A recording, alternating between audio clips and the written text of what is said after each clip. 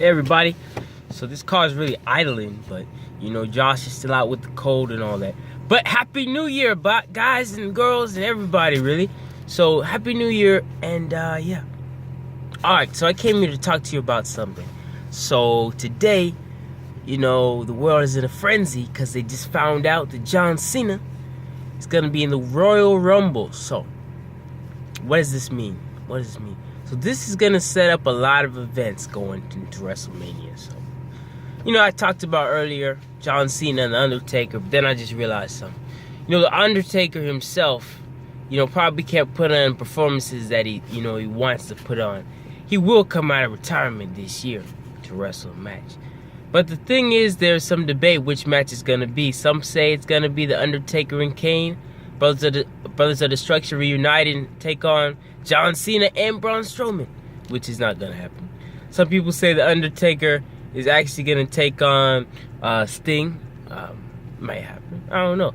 But Undertaker this year, for me, what this means in the New Orleans Superdome is all about getting that loss back that he had at WrestleMania 30. WrestleMania 33 was a bad loss, but he still fought. For me, WrestleMania 30 was like one of the worst losses he's ever had in his career. Brock Lesnar was laughing at him, you know. I don't care what you call kayfabe or not. That was a bad loss for me. So for me, I would have The Undertaker pinning Brock Lesnar at WrestleMania. But it's not going to be Brock Lesnar and Undertaker for the Universal title at WrestleMania. What's going to happen is this.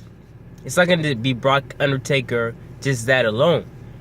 The main event of WrestleMania 34 will consist of The Undertaker, John Cena, Brock Lesnar, and Roman Reigns. All four of those names are going to be in the match. Okay, I'll tell you a little bit.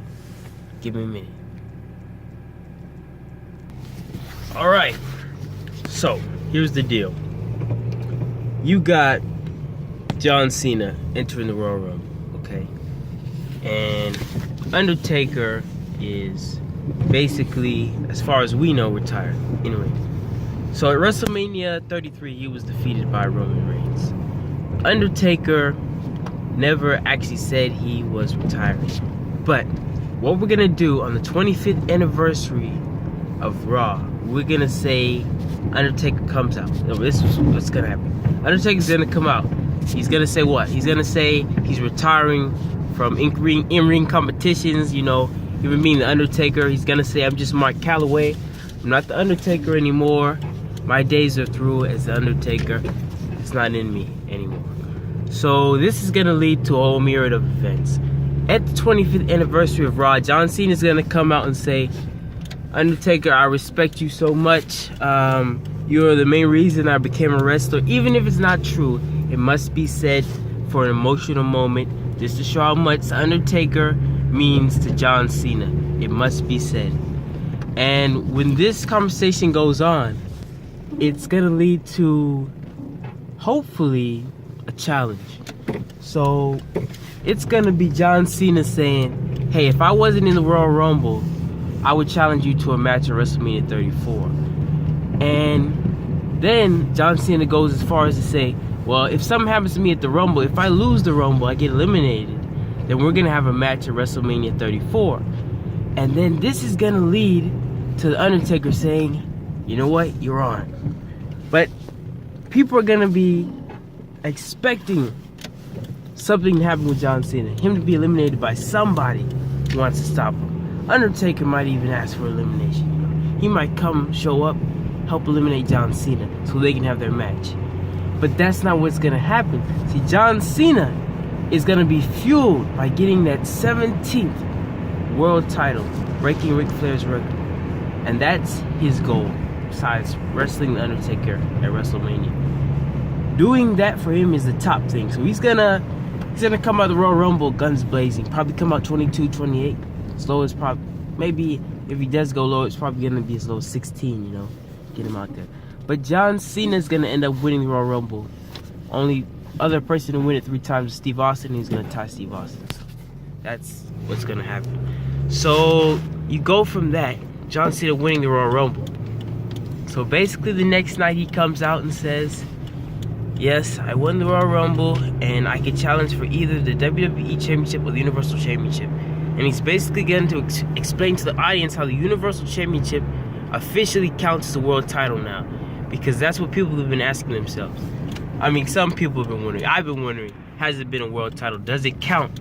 So John Cena has never been a Universal Champion, but, you know, him winning it would count as a world title, basically.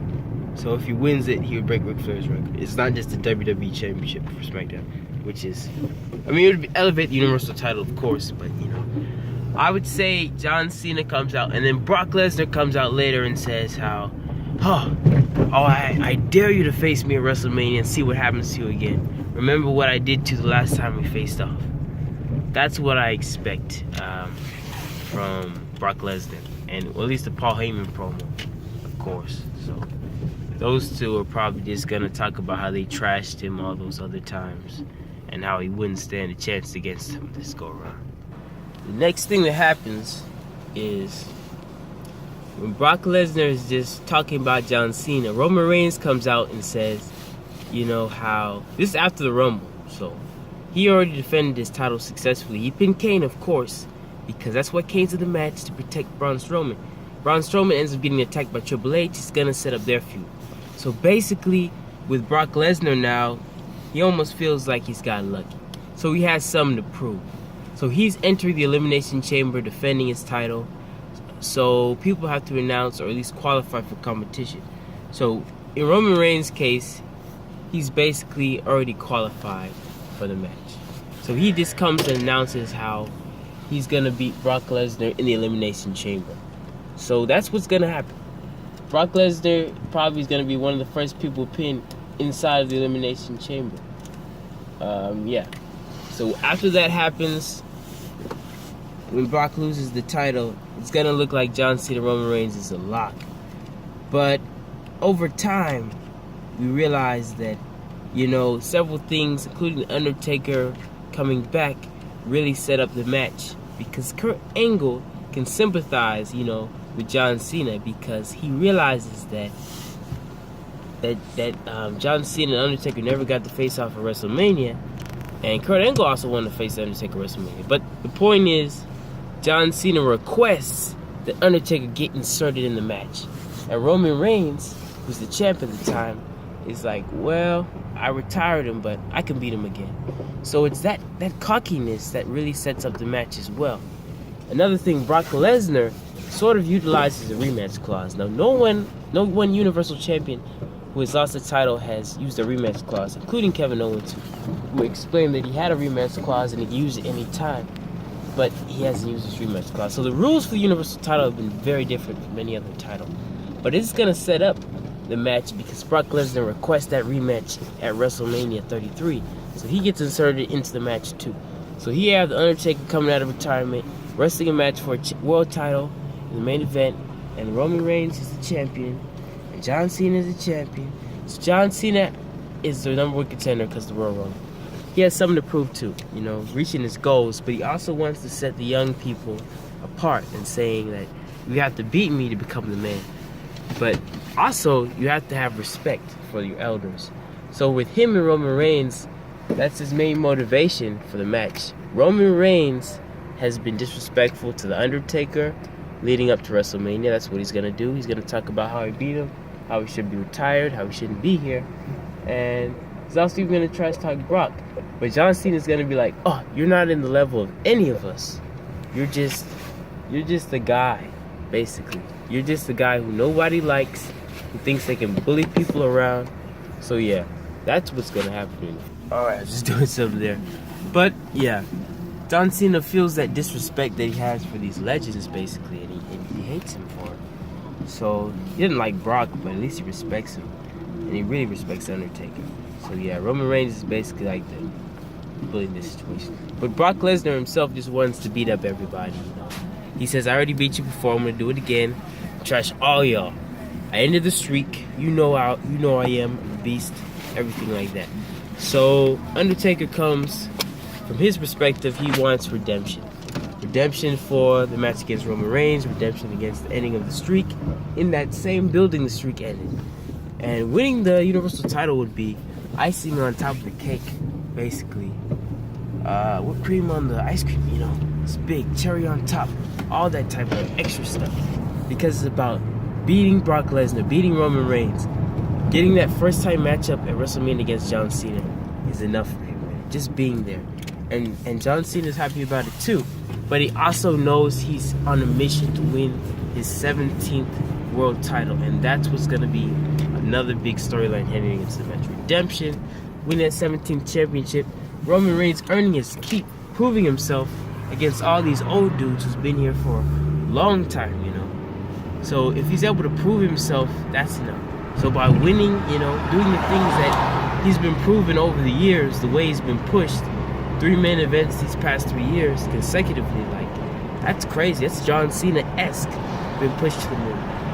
But putting all these elements together in one match is like a completion, because it doesn't work without the other. You can have Brock Lesnar, Roman Reigns again, but it wouldn't have that nice ring to it as that fatal 4-way. Undertaker versus Brock Lesnar versus Roman Reigns versus John Cena. You can have Undertaker versus John Cena. Now, I would appreciate that match, but wrestling and ring-wise, I wouldn't hold a candle to what you could do, because basically in the ring, you can still keep the people invested even when the Undertaker's not there. See, with that tag team match with Kane, people wouldn't be invested when Kane's out there. They wouldn't care. In the ring, it'd be just as good as if the Undertaker was there. So, basically, without the Undertaker, you know, you still have John Cena, Brock Lesnar, or you have Roman Reigns, Brock Lesnar, or you have John Cena, Roman Reigns. You have fun matchups that will get the crowd invested, and will have the crowd on their feet because they wouldn't know what's next. John Cena wins the title. Oh, Roman Reigns is being pushed, he wins the title. Oh, Brock, are we staying around? Oh, he wins the title. Like, people would be very interested in that Fatal 4. Undertaker himself, I see him winning the match. Perfect way to cap it off. You can have him retire the next night, give it up. You can have him keep the title to SummerSlam, Survivor Series, WrestleMania that next year. You can have Undertaker be the champion for the whole year. But you have to do it wisely. You have to have good competition for him.